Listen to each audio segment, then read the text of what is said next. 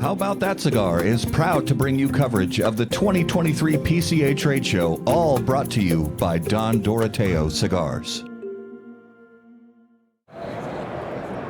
How About That Cigar live at PCA, no, not live, but here, still nonetheless, alive at PCA 2023.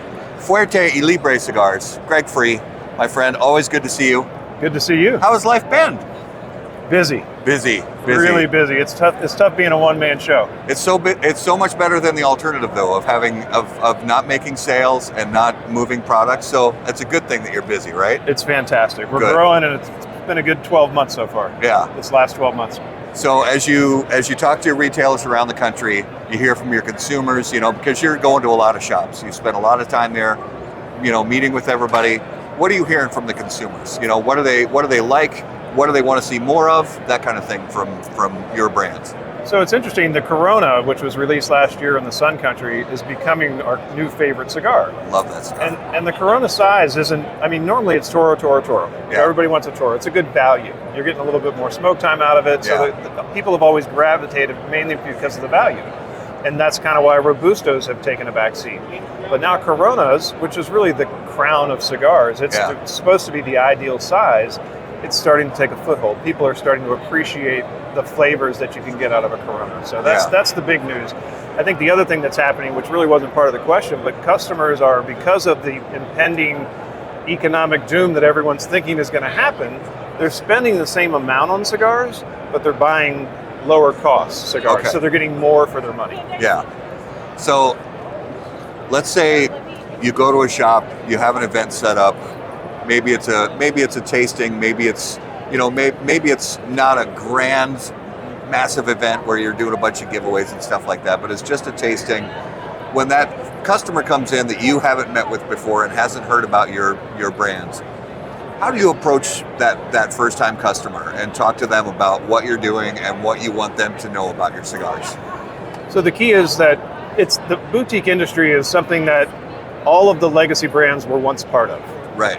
So when you're talking about the excitement in the industry, the excitement is really around the newness of these small brands coming out with products that the big brands can't do. It's not that they don't want to, but they need to have 1 million pounds of tobacco to come out with a line. Yeah.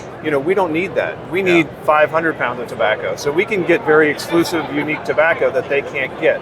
Yeah. Within the boutique industry, what's unique about us is that most of them are Nicaraguan. Most boutique brands are Nicaraguan. So even a boutique shop, not a customer, we can talk to a shop just about having a Dominican boutique, which adds value to their boutique display or variety. And from a consumer's perspective, if you like some of the larger legacy brands that are Dominican, like Fuerte, like La Aurora, LFD, so if you like those, now you have an opportunity to try something from a smaller brand that's going to bring a little more creativity to the blending. Yeah. So that's kind of how I sell them on our product. Okay. So now as you look forward to the rest of 2023 and into 2024, obviously this show is we have a shorter turnaround. When you look at that, does that change anything as far as the way you're going to approach the next 15 months, or are you really still sticking to the same game plan? I don't think we can stick to the same game plan. I mean, it would have been nice to have a release for PCA. So maybe next year we'll have a release for PCA if we've got the time to make that magic happen. Yeah. But as a small company, it's all about those baby steps to get to where you're going. Yeah. I'm learning every day. So this is my first big show, PCA, and I wouldn't be here if it weren't for the BCA giving us the opportunity to be part of this boutique family and have kind of a lower expense footprint. Be able to show up here, and then the shops that come in this section are boutique friendly. So what I've learned is I'll definitely do the BCA Pavilion next year, because economically it's a good decision, but also it's all of us supporting each other in here. Right. So it's just a great and I think that's a good thing.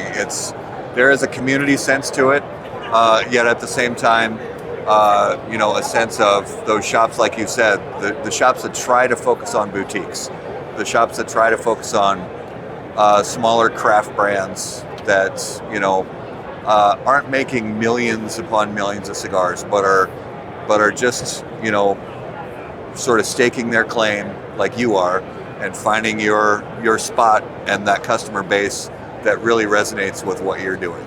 And I think that's a great thing. It's fantastic. It's Yeah. also great for PCA.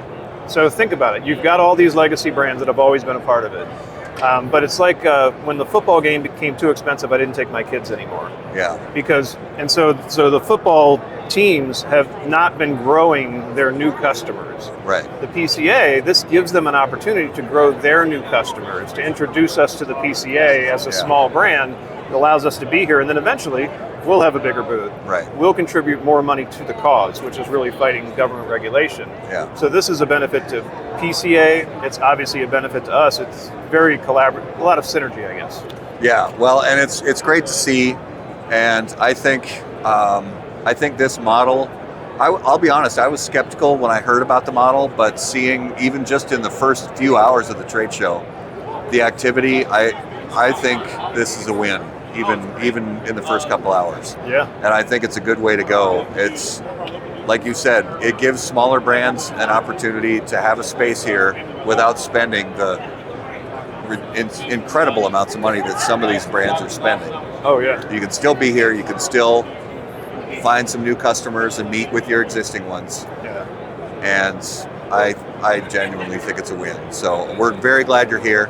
And we look forward to a fantastic year for you guys. And can't wait to see. I mean, honestly, only 9 months from now, it's like, there's the next trade show. And we're looking forward to seeing you there. Thank you. So, Greg, thank you. I appreciate it, man. All right. We'll see you guys again soon. If you have a retailer nearby that does not carry Greg's cigars, be sure to hit them up and talk to them about Fuerte Libre cigars. And if you have any questions, how do they get a hold of you? Our website is www.fylcigars.com because no one can spell Fuerte Libre. Well, not no one, but yeah, just go to our website. There's a list of retailers there that that will show you who carries our brands, but also who will ship for you. So if you don't find one near you, a couple of them are listed that have online presence. So you can just go to their website, order online, pick up a sampler, and see what you like. All right, awesome. Guys, thanks for watching. We'll see you again soon. Thank you.